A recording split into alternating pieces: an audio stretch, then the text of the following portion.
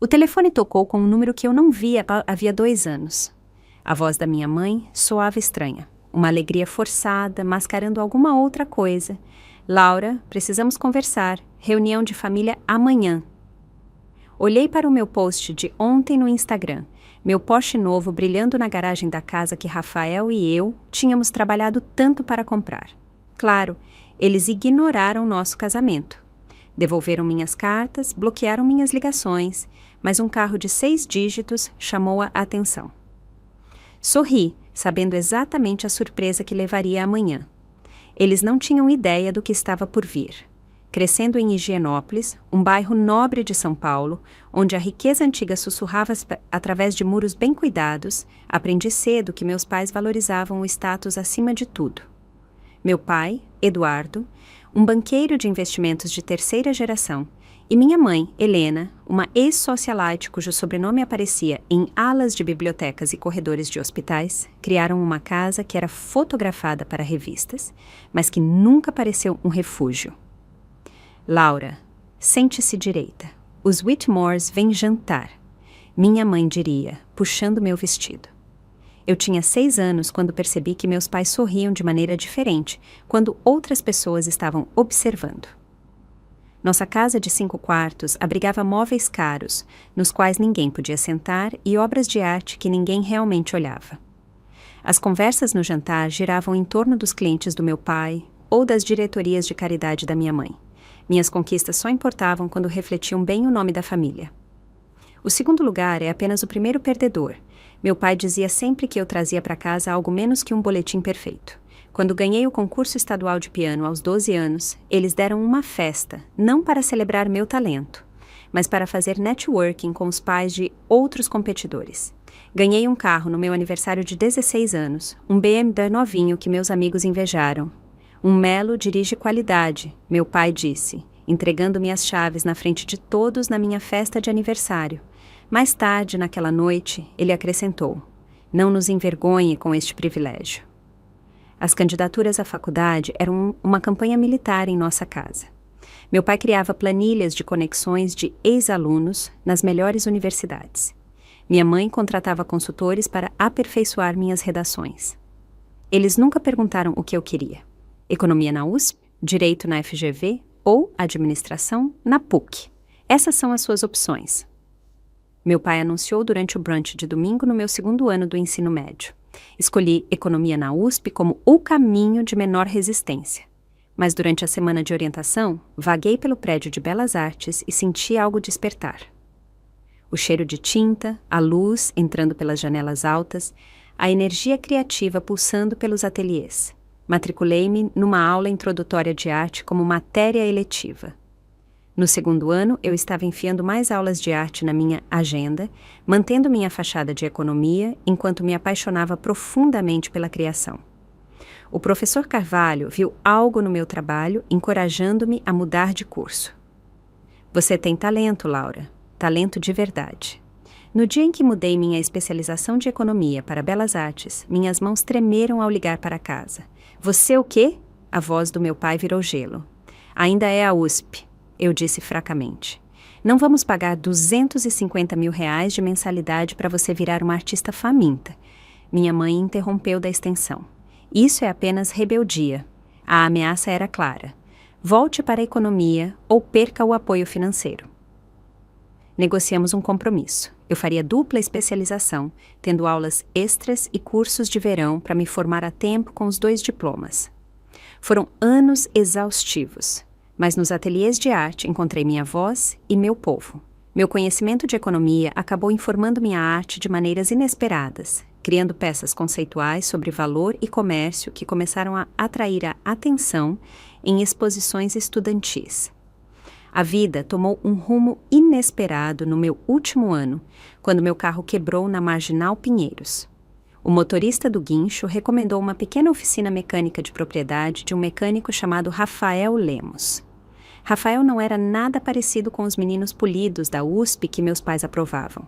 30 minutos de conversa sobre a transmissão do meu carro e eu estava cativada pela sua autenticidade.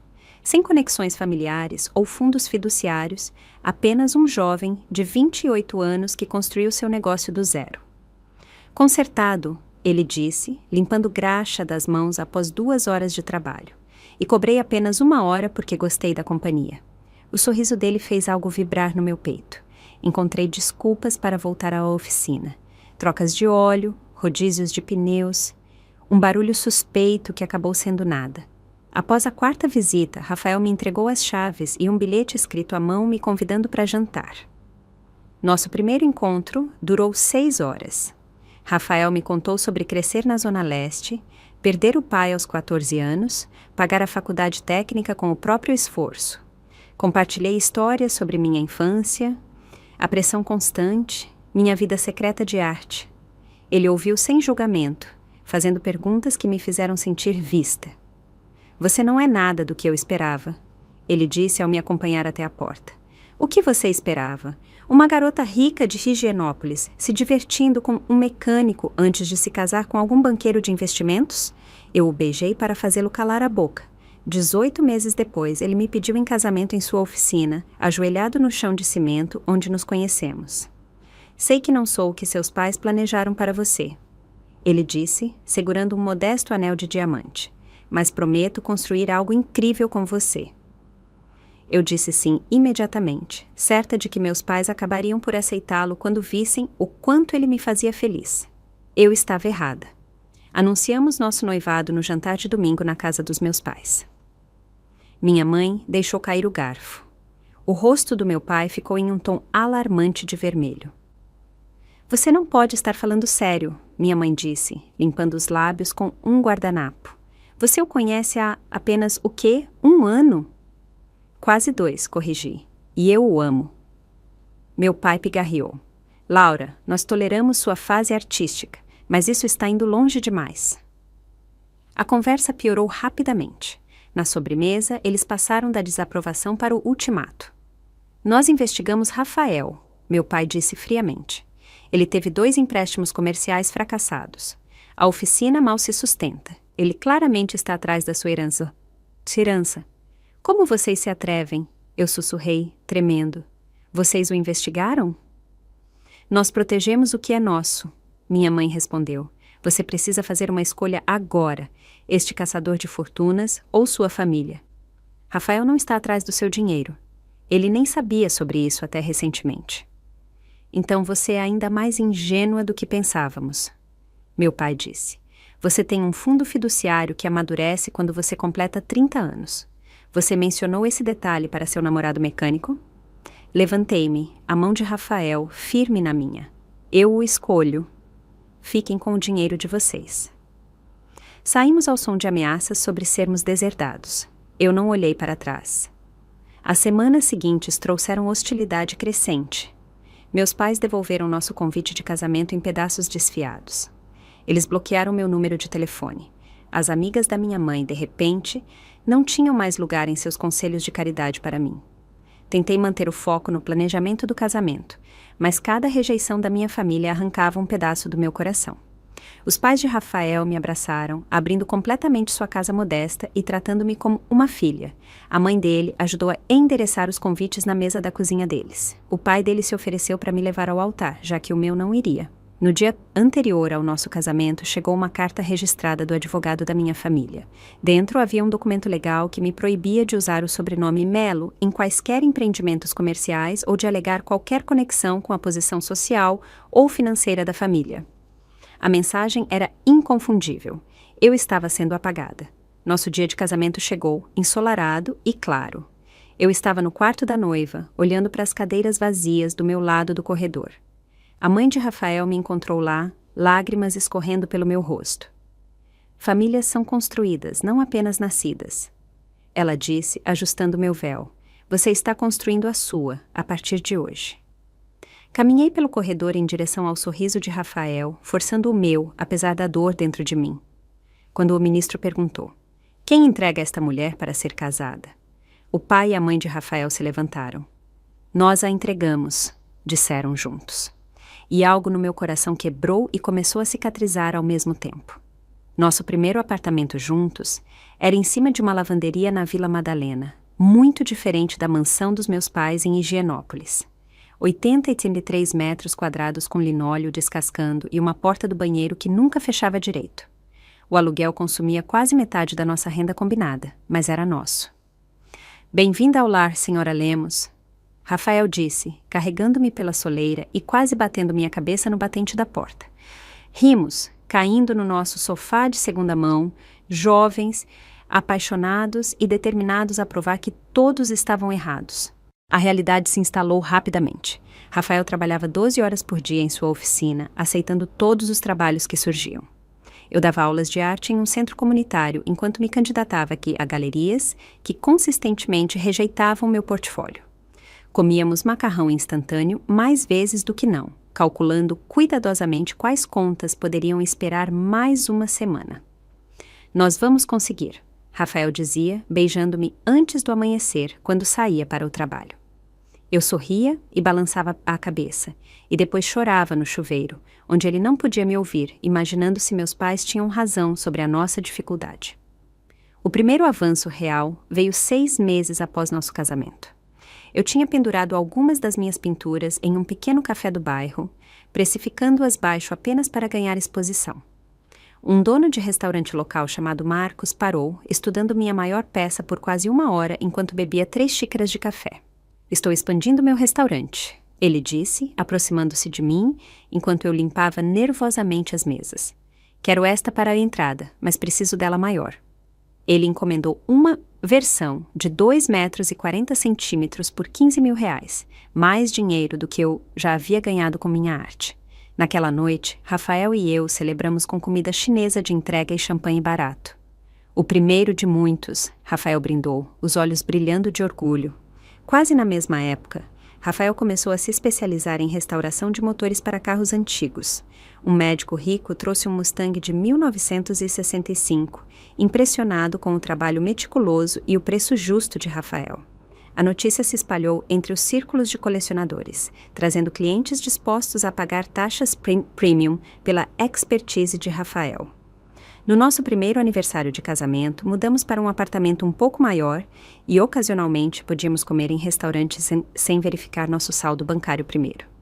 Comemoramos no restaurante de Marcos, que agora exibia 3 das minhas pinturas.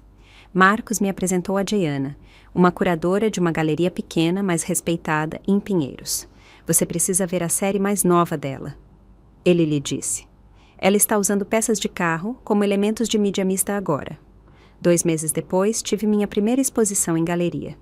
O nervosismo era avassalador, mas Rafael estava ao meu lado, firme como sempre. 3 vendidas. Diana sussurrou na metade da noite de abertura. Ao fechar, eu tinha vendido 5 peças e tinha 2 encomendas. Uma pequena matéria saiu em um jornal de artes local. Eu era oficialmente uma artista profissional. O negócio de Rafael continuou crescendo também. Ele contratou um mecânico de meio período para lidar com trocas de óleo e pequenos reparos, liberando-o para se concentrar no lucrativo trabalho de restauração. Ainda assim, estávamos apenas nos virando, economizando tostão por tostão para o nosso sonho de Rafael ter uma oficina maior. Então, veio o dia que mudou tudo. Rafael estava debaixo de uma Mercedes quando alguém entrou na loja. Já te atendo, ele chamou. Sem pressa. Uma voz com sotaque britânico respondeu. A qualidade não pode ser apressada. O homem era Jeffrey Williams, famoso nos círculos de colecionadores de carros por seu gosto impecável e bolsos fundos. Ele tinha ouvido falar de Rafael através do médico do Mustang e queria ver seu trabalho em primeira mão. Jeffrey passou 3 horas na oficina, examinando as restaurações de Rafael e fazendo perguntas detalhadas. Ao sair, ele fez uma oferta inesperada. Estou abrindo um negócio de restauração de alto padrão focado em carros esportivos europeus. Eu tenho o capital e as conexões. Você tem a expertise e a reputação de honestidade. Acho que devemos ser parceiros. A proposta nos assustou e nos emocionou. Exigiria investir nossas modestas economias em equipamentos especializados e mudar para uma instalação maior. Se falhasse, perderíamos tudo. Eu acredito em você, eu disse a Rafael naquela noite. Meu voto é sim. Em 6 meses, Rafael e Jeffrey, agora Ricardo Oliveira, tinham superado suas projeções. Clientes ricos de todo o Sudeste traziam seus valiosos Jaguars, Aston Martins e Porsches antigos. Eles contrataram mais 3 mecânicos e uma gerente de escritório dedicada. Minha carreira artística evoluiu junto com o sucesso de Rafael. Incorporei temas automotivos em meu trabalho, criando uma série chamada Coração Mecânico, usando peças de carros recuperadas, organizadas em intrincadas formas humanas. Uma importante publicação de arte apresentou uma peça na seção Artistas para Observar. Um empresário de tecnologia da Califórnia comprou minha maior instalação por $30 mil. A galeria mal conseguia acompanhar as encomendas após essa matéria. À medida que nossa situação financeira melhorou, mudamos do nosso apartamento para uma pequena casa em um bairro de classe média. Substituímos o macarrão instantâneo por refeições caseiras. Aumentamos nossa conta poupança e ocasionalmente esbanjávamos em escapadelas de fim de semana. 3 anos após nosso casamento, algo extraordinário aconteceu. A Stallman, a luxuosa montadora alemã, abordou Rafael e Ricardo sobre uma colaboração de edição limitada. Eles queriam 10 modelos Stallman antigos personalizados com componentes internos modernos, cada um vendido por mais de $1 milhão. O contrato incluía a mudança para uma instalação de última geração e um adiantamento de 7 dígitos.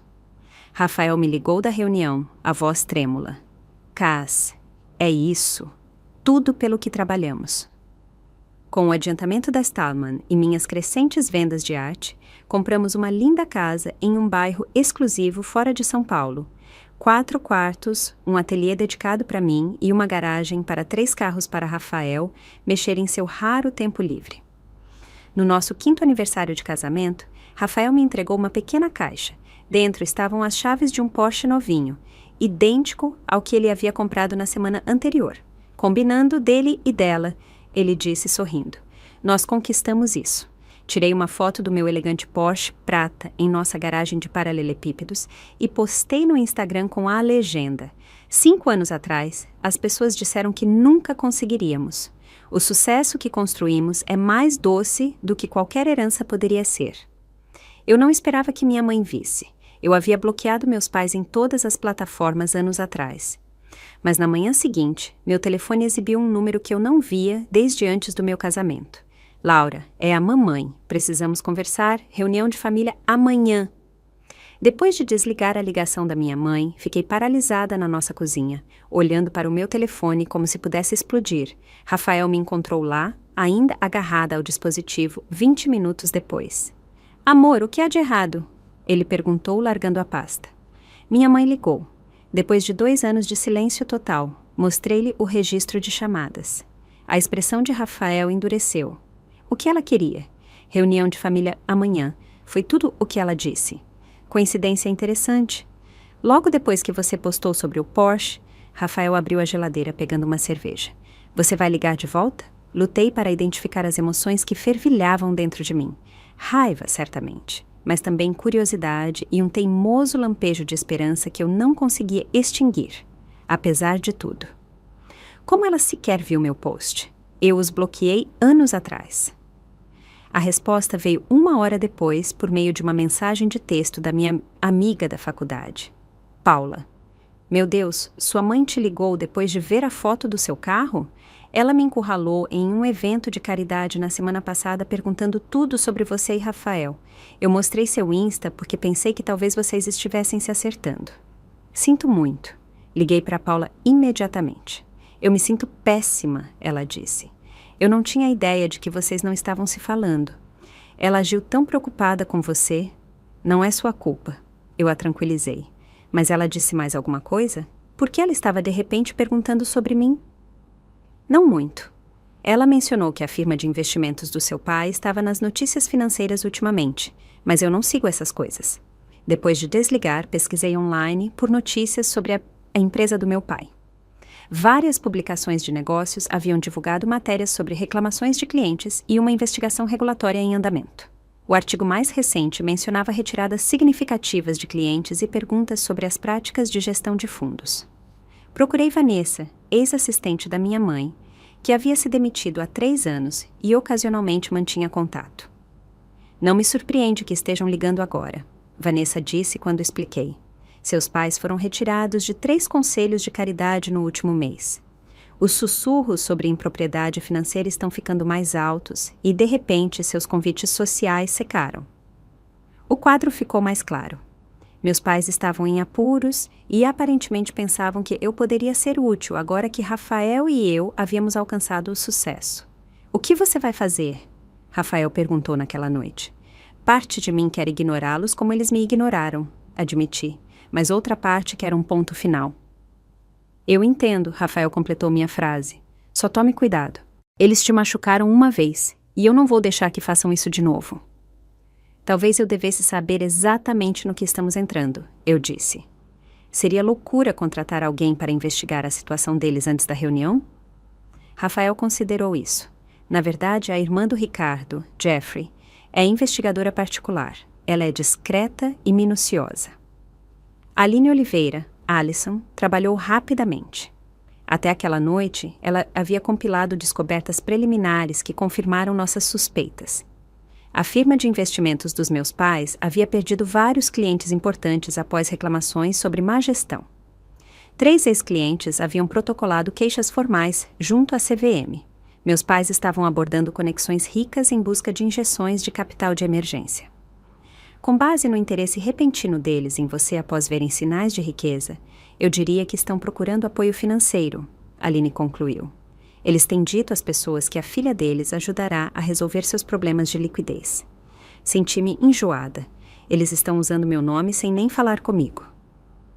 Piora, Aline continuou. Eles abordaram o advogado da sua avó materna no mês passado, tentando acessar diretamente o pequeno fundo fiduciário que ela deixou para você. Eles foram negados, é claro. Minha avó Margarida, havia falecido quando eu estava na faculdade, deixando-me uma herança modesta que amadureceria quando eu completasse 30 anos. Não era dinheiro que mudaria a vida, mas ela o havia estruturado especificamente para contornar o controle dos meus pais. Passei aquela noite redigindo e rascunhando o que eu diria na reunião de família. Rafael se ofereceu para ir comigo, mas isso parecia algo que eu precisava resolver sozinha. Na manhã seguinte, um e-mail chegou de um endereço anônimo. Dentro havia uma apresentação datada daquele dia com o papel timbrado da empresa do meu pai. Vários slides mencionavam oportunidade de investimento familiar e liderança da próxima geração. O slide final incluía projeções que assumiam uma contribuição de capital familiar de R$500 mil. Eles estavam planejando me pressionar a investir em seu negócio em dificuldades. Ainda mais chocante foi minha assinatura em uma carta de intenções anexada, claramente falsificada, indicando meu acordo preliminar em fornecer financiamento. Enquanto eu processava essa descoberta, meu telefone tocou com uma mensagem de texto do meu pai. Ansioso para nos reconectarmos amanhã, querida. Com carinho. Anexada estava uma foto minha de uns 8 anos, sentada no colo dele no escritório.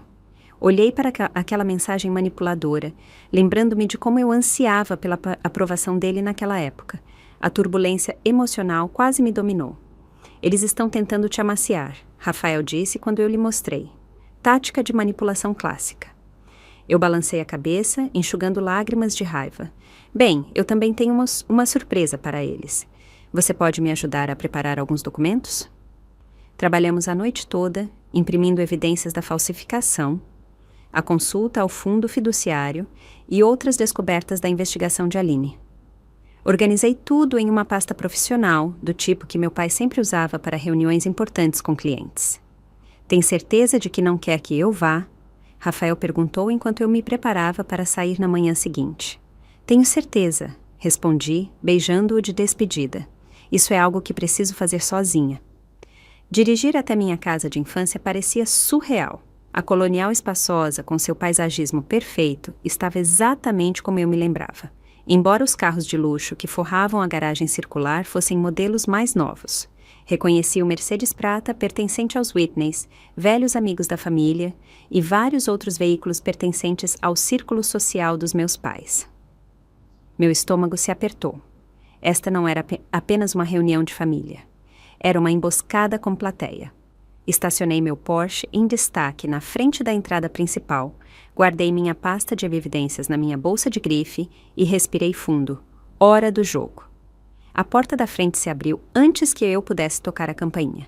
Minha mãe estava lá, elegante como sempre, em um suéter de cachemir e pérolas, com o cabelo loiro em um corte perfeito. Laura, querida, ela exclamou, beijando o ar perto de ambas as minhas bochechas. Faz tanto tempo. Meu pai apareceu atrás dela, de cabelos grisalhos e distinto, em um blazer sob medida.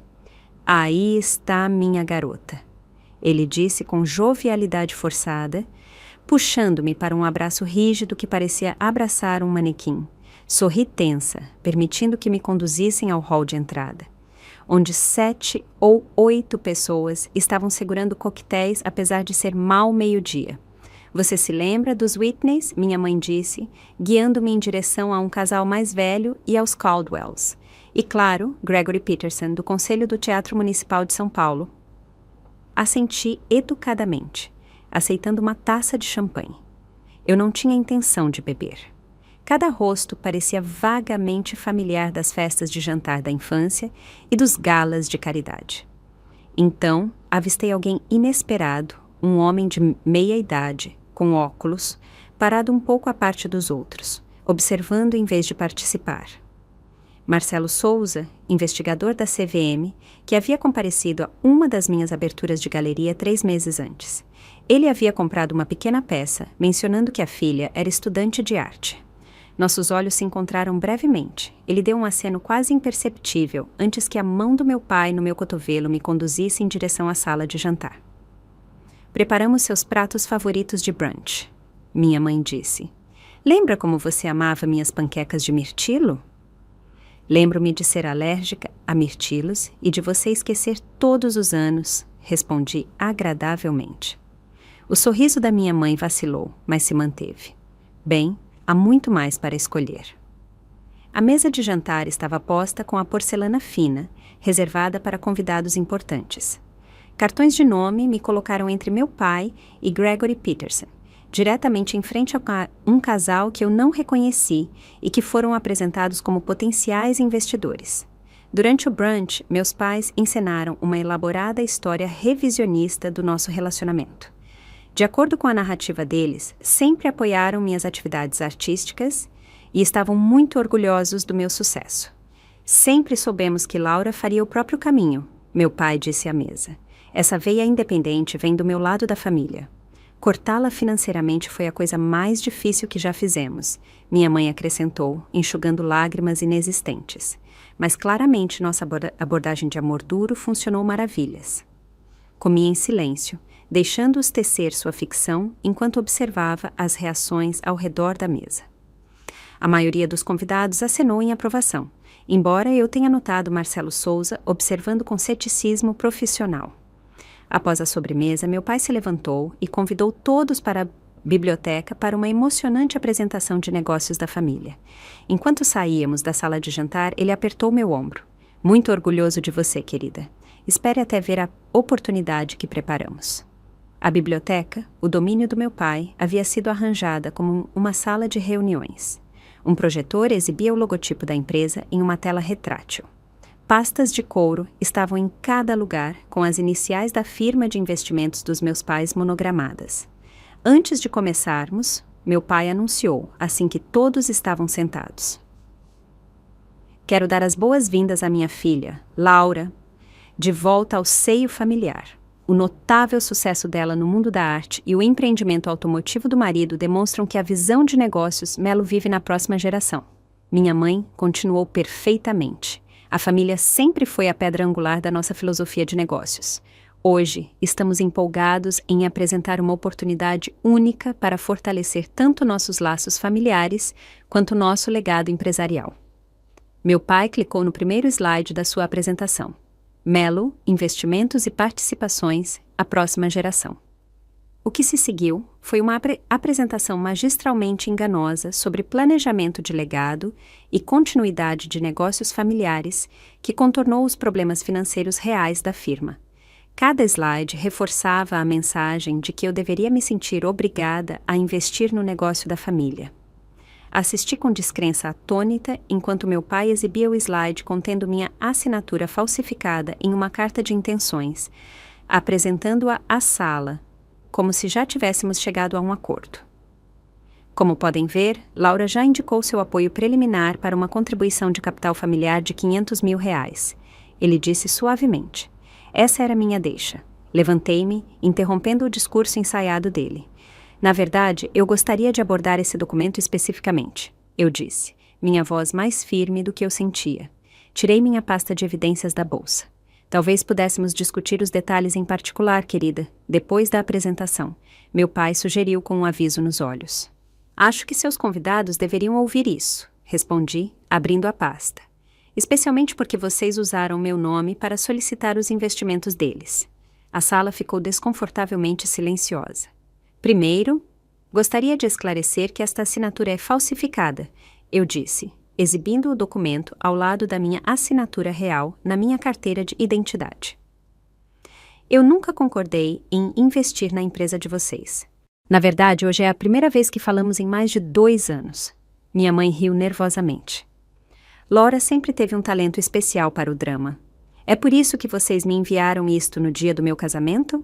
Perguntei, passando a carta de cessar e desistir que o advogado deles tinha enviado, proibindo-me de usar o sobrenome da família em negócios. Ou por que devolveram meu convite de casamento em pedaços desfiados? Murmúrios ecoaram entre os convidados reunidos. O rosto do meu pai escureceu. Também acho interessante que, depois de me ignorarem por anos, de repente queiram um relacionamento, depois de verem meu Porsche no Instagram. Continuei, aquecendo-me na minha tarefa. Poderia ter algo a ver com a investigação da CVM sobre as práticas da firma de vocês? Ou as reclamações protocoladas pelos Merritts, os Dones e o Preston Capital? Meu pai bateu a mão na mesa. Já chega, Laura. Ou talvez esteja relacionado à tentativa de vocês de acessar o fundo fiduciário que minha avó me deixou. Coloquei a carta do advogado fiduciário sobre a mesa, aquele que vocês foram explicitamente impedidos de controlar. As lágrimas calculadas da minha mãe apareceram na hora certa. Como você pode nos envergonhar assim depois de tudo o que fizemos por você? Vários convidados começaram a juntar seus pertences, murmurando desculpas estranhas. Os potenciais investidores já estavam indo para a porta. Eu registrei uma queixa formal sobre o documento falsificado, eu disse, fazendo contato visual com Marcelo Souza, que observava a cena se desenrolar com interesse profissional. E instruí minha advogada a enviar uma carta de cessar e desistir, proibindo vocês de usarem meu nome ou de implicarem meu envolvimento em seus negócios. Sua ingrata... Meu pai avançou em direção à minha pasta de evidências. Dei um passo para trás, agarrando os documentos no meu peito. Acredito que esta reunião acabou. Saia da minha casa, meu pai rosnou, sua máscara pública completamente caída, e leve o dinheiro sujo do seu marido mecânico com você. Com prazer, respondi, recolhendo minhas coisas. Embora eu deva salientar que o dinheiro sujo que você mencionou é todo ganho legalmente, devidamente declarado e não está sob investigação. Diferente de algumas fortunas familiares que eu poderia mencionar. Saí de cabeça erguida, ignorando o choro teatral da minha mãe e as ameaças do meu pai de me destruir se eu tornasse públicas minhas acusações. Ao chegar ao meu carro, Marcelo Souza apareceu ao meu lado. Dinâmica familiar interessante, Sra. Melo Lemos. Ele disse calmamente. Gostaria de agendar uma entrevista formal sobre alguns desses documentos que a senhora mencionou. Entreguei-lhe meu cartão de visita. Minha advogada entrará em contato para agendar. Dirigindo para longe da minha casa de infância, senti-me libertada e devastada ao mesmo tempo. Meu telefone vibrava constantemente com mensagens de parentes distantes que já tinham ouvido versões do que aconteceu, tomando partido antes mesmo de saberem a história completa. Quando estacionei em nossa garagem, um e-mail com uma carta formal do advogado do meu pai havia chegado, ameaçando ação legal por difamação e infligência intencional de sofrimento emocional. Como foi? Rafael perguntou. Quando entrei, deu uma olhada no meu rosto. Tão ruim assim, hein? Na verdade, eu disse, deixando minha pasta de evidências cair no balcão da cozinha. Correu exatamente como planejado. Mas acho que vamos precisar de uma boa advogada. A semana seguinte passou em uma calma estranha. Rafael e eu consultamos Patrícia Fontes, uma advogada de contencioso especializada em disputas de negócios familiares. Eles estão blefando com a ameaça de difamação.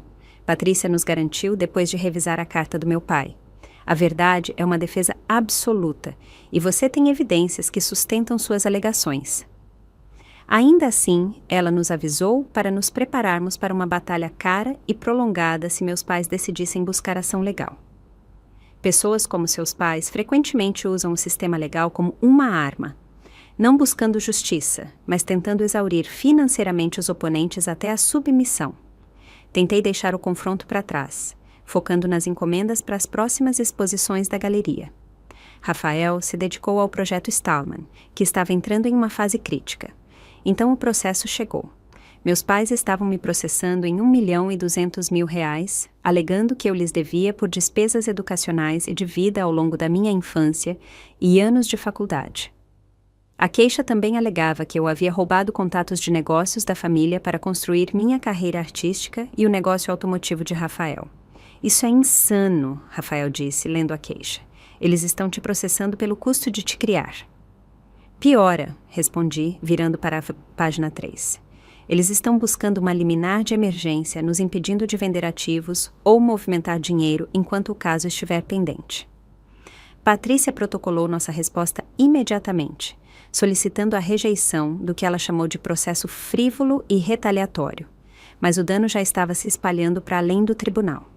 De alguma forma, a Folha de São Paulo ficou sabendo do processo. A seção de negócios publicou uma pequena matéria sobre a disputa da família Mello que mencionava tanto a firma do meu pai quanto a parceria de Rafael com a Stallman. De repente, nosso drama familiar privado se tornou espetáculo público. A publicidade teve consequências imediatas.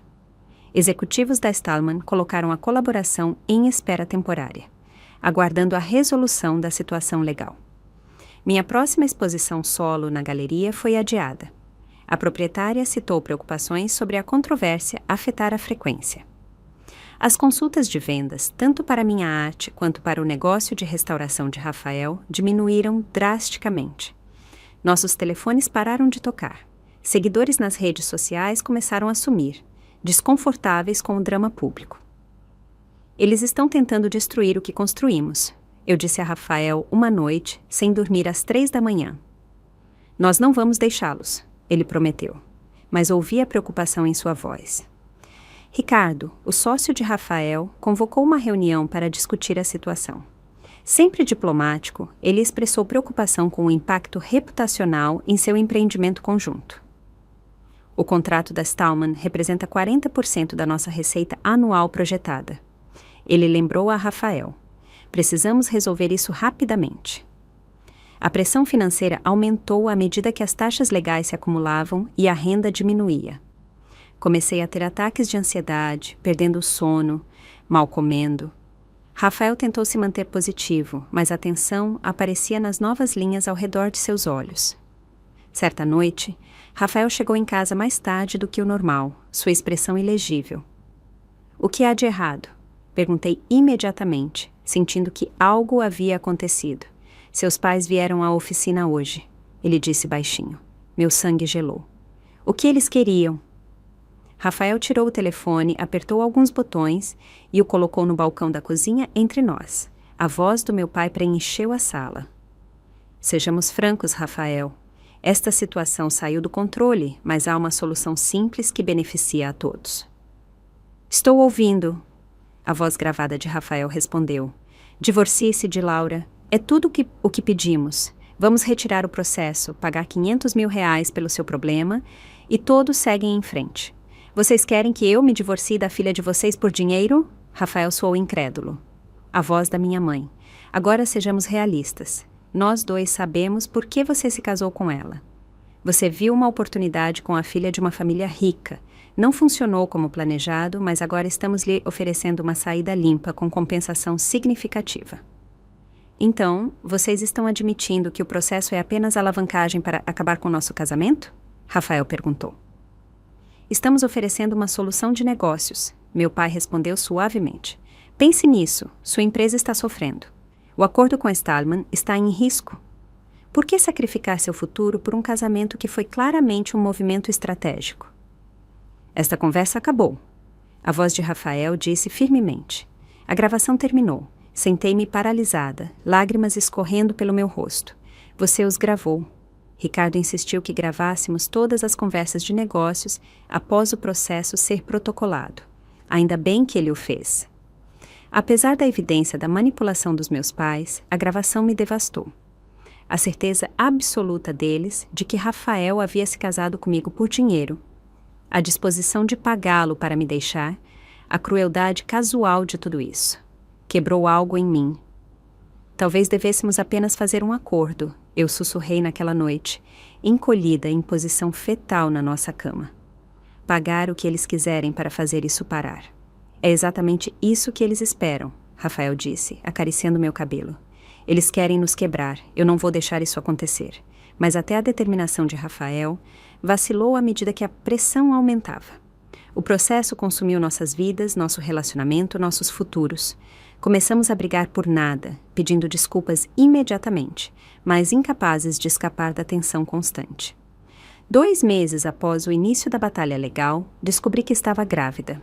A linha azul no teste apareceu enquanto eu estava sentada no chão do banheiro, exausta de mais uma noite de insônia induzida pelo estresse. Rafael, chamei fracamente.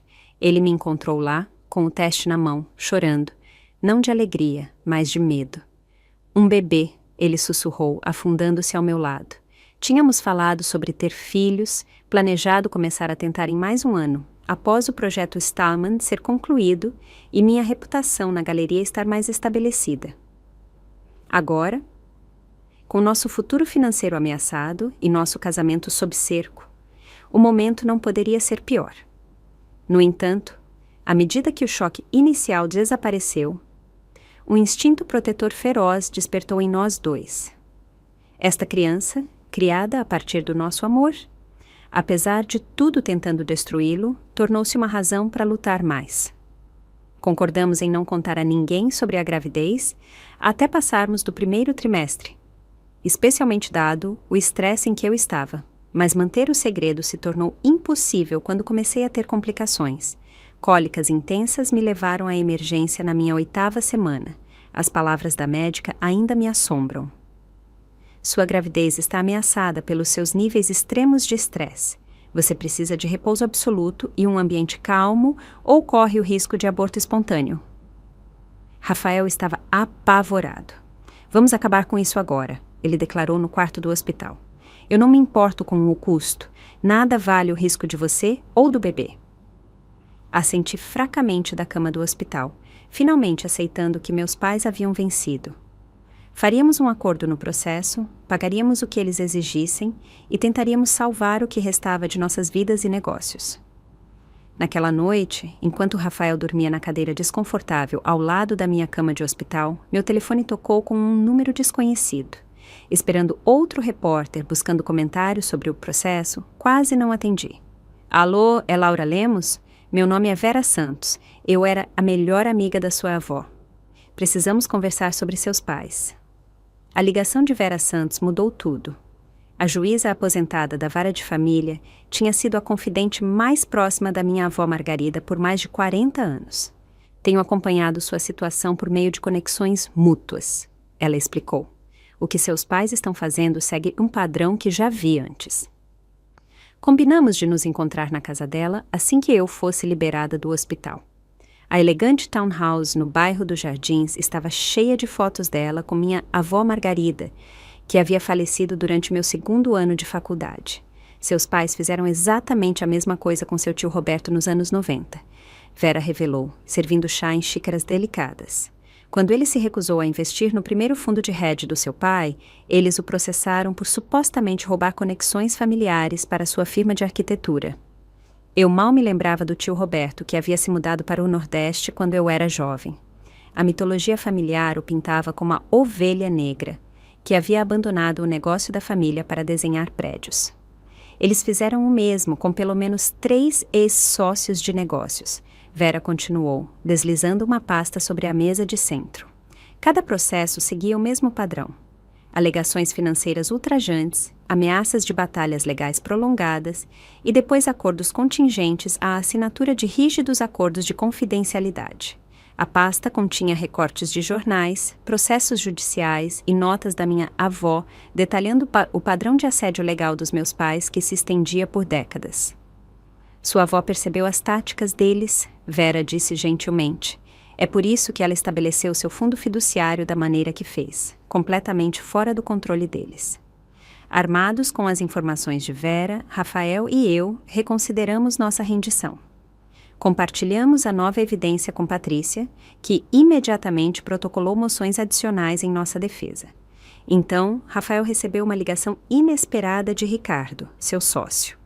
Seu sogro me abordou na semana passada, Ricardo disse sem preâmbulo. Ofereceu-me contratos exclusivos com seus clientes ricos se eu testemunhasse que você estava planejando deixar Laura antes do processo. O que você disse? Rafael perguntou com a voz tensa. Eu disse que pensaria a respeito, Ricardo respondeu.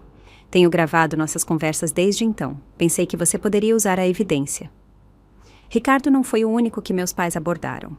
Poucos dias depois de Vera se manifestar publicamente em nosso apoio, outros começaram a me contatar com histórias semelhantes.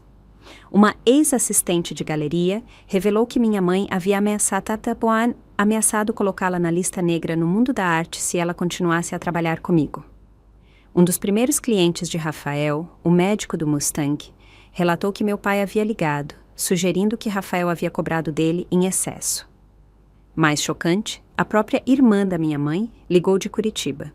Eles tentaram isso comigo quando me recusei a investir no segundo fundo do Eduardo. A tia Patrícia explicou. Me processaram por difamação quando avisei amigos sobre as táticas deles. Eu fiz um acordo porque não podia pagar as taxas legais, mas me arrependo desde então. Com cada nova revelação, o caso de Patrícia contra meus pais se fortaleceu. Ela protocolou um contraprocesso alegando acusação maliciosa e interferência intencional em relacionamentos comerciais. A narrativa da mídia começou a mudar à medida que mais pessoas se manifestavam. Uma revista de negócios publicou uma reportagem sobre litígio como alavancagem, que destacou proeminentemente o histórico de processos dos meus pais. Os comentários nas redes sociais em artigos sobre nosso caso apoiavam cada vez mais nosso lado. Até os executivos da Stallman nos procuraram diretamente, ignorando os advogados. Já lidamos com disputas de negócios familiares antes. O diretor de operações me disse. Nossa pausa no contrato foi processual. Permanecemos comprometidos com o projeto quando isso for resolvido. A proprietária da minha galeria ligou com garantias semelhantes. As táticas de seus pais saíram pela culatra no mundo da arte. Ela explicou. Há um interesse significativo em sua próxima exposição, especialmente após aquela matéria da revista sobre o histórico deles de intimidação legal. Pela primeira vez em meses, a esperança acendeu. Mas na minha consulta pré-natal de 16ª semana, a obstetra deu notícias preocupantes. Sua pressão arterial está perigosamente alta. A doutora Collins alertou. O bebê está se desenvolvendo normalmente, mas você corre o risco de pré-eclâmpsia se esse estresse continuar. Rafael e eu enfrentamos uma decisão impossível. Continuar lutando por justiça ou priorizar a saúde do nosso filho, encerrando o conflito. Podemos nos mudar temporariamente, Rafael sugeriu naquela noite. Meus pais têm aquela casa de campo em Campos do Jordão. Ficar longe de tudo isso até o bebê nascer. Enquanto empacotávamos o essencial para o nosso retiro, descobri um envelope lacrado na escrivaninha antiga da minha avó, que eu havia herdado após a morte dela. Dentro havia uma carta datada de apenas semanas antes de ela falecer, endereçada a mim, mas com instruções para abri-la, quando você mais precisar de mim. Minha querida Laura, começou em sua caligrafia elegante. Se você está lendo isto, seus pais provavelmente mostraram sua verdadeira natureza.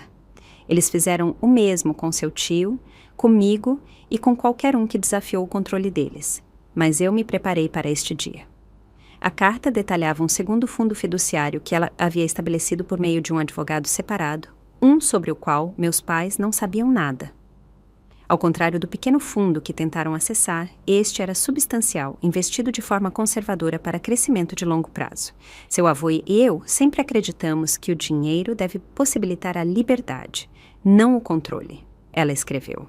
Este fundo amadurece no seu 30º aniversário ou no nascimento do seu primeiro filho, o que ocorrer primeiro. Eu tinha 29 anos e estava grávida de menos de 5 meses. O fundo estaria acessível imediatamente. Rafael e eu contatamos o advogado nomeado na carta, que confirmou tudo. O fundo havia crescido significativamente ao longo dos anos, fornecendo segurança financeira suficiente para lutar contra meus pais indefinidamente, se necessário. Sua avó foi bastante explícita em suas instruções, o Dr. Wilson explicou. Ela antecipou que seus pais poderiam usar a alavancagem financeira contra você algum dia e queria garantir que você pudesse resistir. Com essa segurança recém-descoberta, voltamos a São Paulo com determinação renovada. Patrícia preparou uma estratégia legal agressiva, baseada em todas as evidências que havíamos reunido. Meus pais, sentindo sua posição enfraquecer, tentaram uma última tática desesperada. Eles protocolaram moções de emergência para congelar minhas contas bancárias, alegando que os fundos representavam ativos familiares em disputa. O juiz agendou uma audiência de emergência onde Patrícia apresentou a montanha de evidências que havíamos acumulado, as conversas gravadas, depoimentos de testemunhas, documentação do padrão de intimidação legal deles e a carta da minha avó. Após menos de 30 minutos de argumentos, o juiz não apenas negou a moção dos meus pais, mas emitiu uma repreensão severa ao aparente abuso do sistema legal. Ele ordenou que meus pais pagassem nossos honorários advocatícios pela audiência de emergência e alertou sobre possíveis sanções se continuassem protocolando moções frívolas. Fora do tribunal, recebemos a notícia de que o advogado dos meus pais havia se retirado do caso, citando diferenças irreconciliáveis em relação à estratégia do caso. Naquela noite, soubemos que meu pai havia sofrido um pequeno ataque cardíaco após a audiência. Minha mãe emitiu uma declaração pública me culpando pela crise de saúde dele. Uma tentativa transparente de gerar simpatia. Apesar da nossa forte posição e dos sinais claros do juiz, fiz uma última tentativa de reconciliação. Através de Patrícia, ofereci um acordo. Eles retirariam todas as reivindicações, emitiriam um pedido de desculpas público pelos documentos falsificados e concordariam em nos deixar em paz. Em troca, retiraríamos nosso contraprocesso e não faríamos declarações públicas sobre suas práticas de negócios. A resposta deles veio no dia seguinte. Eles fariam um acordo apenas se lhes fosse dada supervisão dos meus fundos fiduciários e propriedade parcial no negócio de Rafael. Eles ainda pensam que se trata de dinheiro, eu disse com descrença. É sobre isso para eles, Rafael respondeu. Sempre foi. Na noite anterior à audiência final, enquanto Rafael e eu revisávamos nosso testemunho pela última vez, a campainha tocou. Minha mãe estava na nossa varanda sozinha e parecendo estranhamente desgrenhada. Laura, por favor, ela começou quando abri a porta. Seu pai não está bem. Este estresse está matando-o. Não podemos simplesmente conversar de mãe para filha? Rafael apareceu atrás de mim. Senhora Mello, toda comunicação precisa passar pelos nossos advogados. Isto é um assunto de família. Ela retrucou, sua fachada vulnerável se quebrando. Você envenenou minha filha contra mim para seu próprio ganho. Eu sei o que você está procurando. Rafael gravou silenciosamente a interação enquanto minha mãe alternava entre ameaças, lágrimas e, finalmente, acusações cruéis sobre os motivos de Rafael. Nós nos veremos no tribunal amanhã, eu disse finalmente, fechando a porta no meio da frase dela. Naquela noite, mal dormi, minhas mãos descansando protetoramente sobre minha barriga de grávida em crescimento. O amanhã determinaria não apenas o resultado do processo, mas o tipo de legado familiar que Leo passaria para meu filho. Os degraus do tribunal estavam lotados de repórteres quando chegamos na manhã seguinte. Com 20 semanas de gravidez, eu não podia mais esconder minha condição, e flechas de câmera dispararam, enquanto Rafael me ajudava a sair do carro, a mão protetoramente nas minhas costas. Sem comentários até depois dos procedimentos, Patrícia disse à imprensa, guiando-nos pela multidão. O tribunal estava lotado. Meus pais sentaram-se à mesa do autor com seu novo advogado, um tubarão conhecido por táticas de litígio agressivas. Meu pai parecia pálido, mas desafiador. Minha mãe sentou-se rigidamente ao lado dele, as pérolas brilhando contra seu terno azul marinho. Na galeria atrás deles, sentaram-se vários de seus amigos restantes da sociedade, junto com curiosos atraídos pela publicidade. Do nosso lado, sentaram-se Vera Santos, Ricardo Oliveira, os pais de Rafael, que haviam dirigido da Zona Leste, e vários outros que se manifestaram com suas próprias histórias das táticas de intimidação dos meus pais. O juiz Ricardo Albuquerque, conhecido por sua abordagem direta, entrou no tribunal. Antes de começarmos, quero deixar claro que revisei todas as petições neste assunto minuciosamente. Este tribunal não será usado como veículo para vinganças pessoais ou intimidação financeira. Patrícia apresentou nosso caso metodicamente, começando com a linha do tempo do meu afastamento dos meus pais, passando pelo reaparecimento repentino deles após verem sinais do nosso sucesso financeiro, até os documentos falsificados e as conversas gravadas. Vera testemunhou sobre o histórico dos meus pais de usar litígio como alavancagem, compartilhando documentação da minha avó e de outros casos que ela havia testemunhado em primeira mão. Ricardo descreveu a tentativa do meu pai de suborná-lo para fornecer falso testemunho.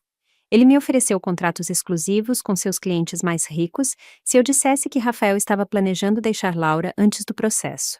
Mas o testemunho mais prejudicial veio de Rafael, que reproduziu a gravação dos meus pais oferecendo-lhe dinheiro para se divorciar de mim. O senhor e a senhora Melo declararam explicitamente que o processo era alavancagem para acabar com o nosso casamento.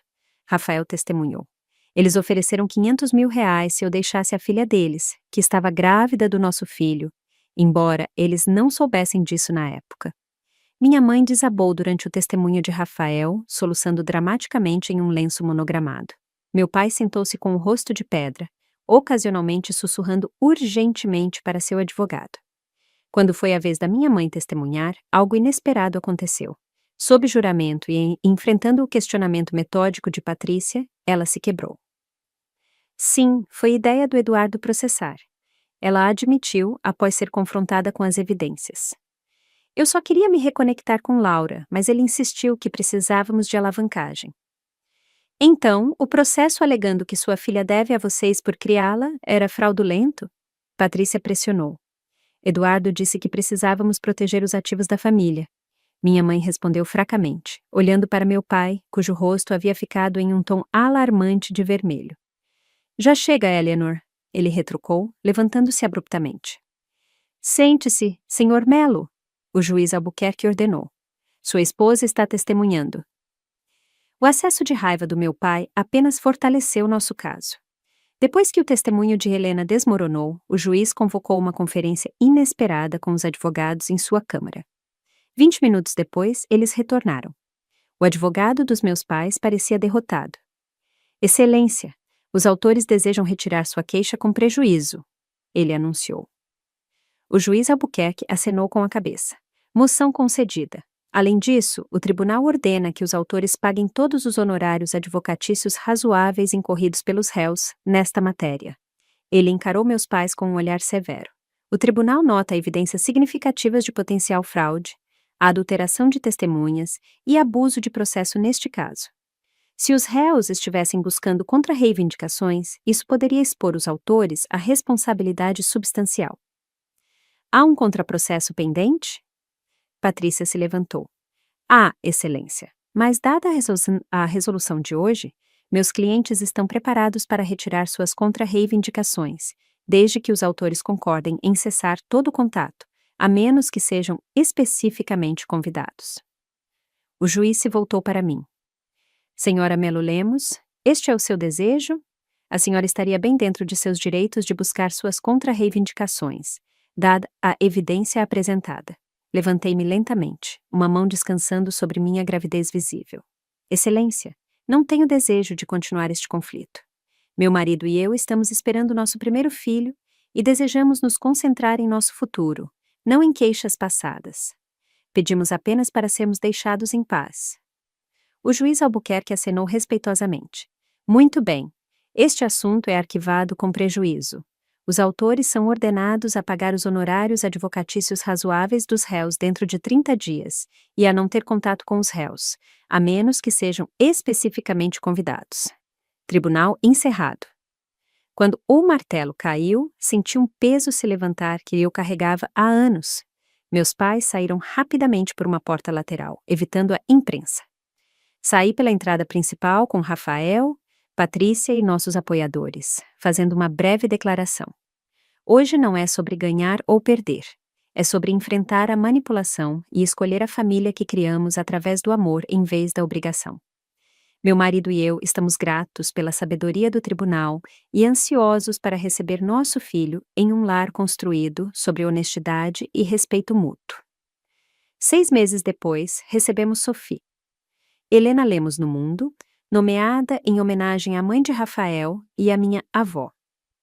O anúncio de nascimento apareceu no O Estado de São Paulo na mesma semana que um pequeno aviso de negócios relatando que a firma de investimentos do meu pai havia sido adquirida por uma empresa maior, com Eduardo e Helena Teixeira de Mello buscando outras oportunidades.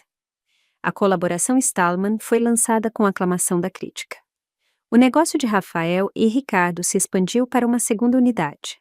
Minha série Coração Mecânico foi destaque em uma grande exposição de museu que viajou para 3 cidades. Com nossas vidas profissionais florescendo e Sofia prosperando, estabelecemos a Fundação Lemos Mello, fornecendo bolsas de estudo e mentoria para jovens artistas de famílias sem apoio. No primeiro aniversário da vitória judicial, fizemos uma reunião em nossa casa. Vera Santos levantou um brinde à visão da minha avó. Os pais de Rafael se derreteram pela neta.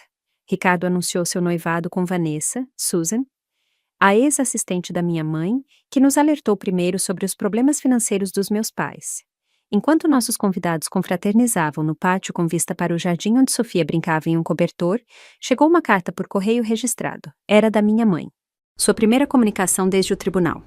Ela quer conhecer a neta, eu disse a Rafael naquela noite, depois que todos foram embora. Diz que está separada do papai e fazendo terapia. O que você quer fazer? Rafael perguntou sempre solidário. Considerei a pergunta cuidadosamente. Acho que o perdão é possível, eventualmente, mas a confiança precisa ser conquistada. Se ela estiver falando sério sobre a mudança, ela aceitará limites e provará isso com o tempo. Escrevi de volta no dia seguinte, estabelecendo condições claras para qualquer relacionamento futuro.